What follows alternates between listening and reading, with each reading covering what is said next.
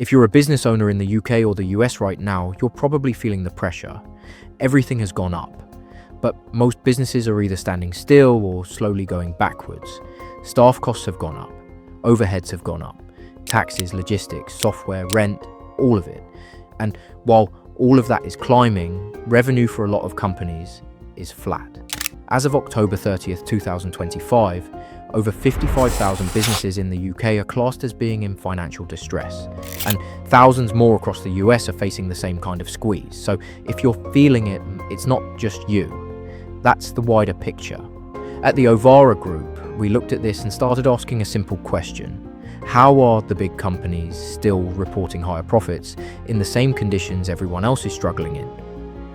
When we dug into it, we kept seeing the same pattern. A lot of the work that smaller businesses automatically hire local staff for, big companies have quietly moved a chunk of that work offshore. They're using countries like the Philippines, where the cost of living is lower, but the talent is strong, the English is good, and people are already used to working with UK and US businesses.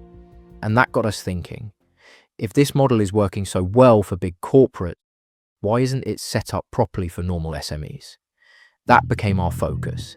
Instead of trying to reinvent the wheel, we took the systems the big guys were using and rebuilt them in a way that works for smaller businesses who don't have huge HR teams and endless time. If you want to see what this would look like in your business, get in contact with us at theovaragroup.com or through our socials. Over the last 3 years, we've spent a lot of time in the Philippines, on the ground, building relationships, meeting teams, and really understanding how offshore staffing works day to day. We've found reliable partners. We've tested different ways of recruiting and managing people. We've seen what works inside real businesses and what doesn't. And we've built a structure that's simple for a UK business owner to plug into.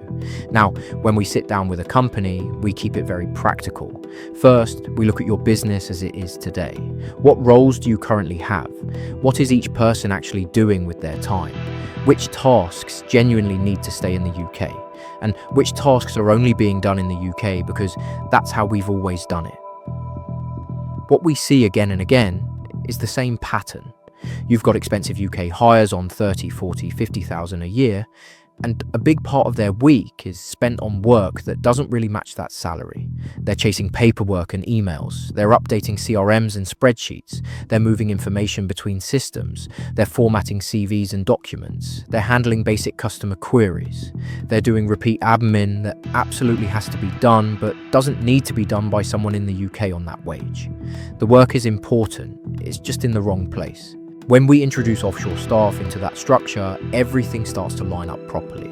We bring in trained, full-time team members in the Philippines who plug directly into your business. They work your business hours, they log into your systems, they join your team calls, and they take ownership of those repeatable, process-driven tasks, day in, day out.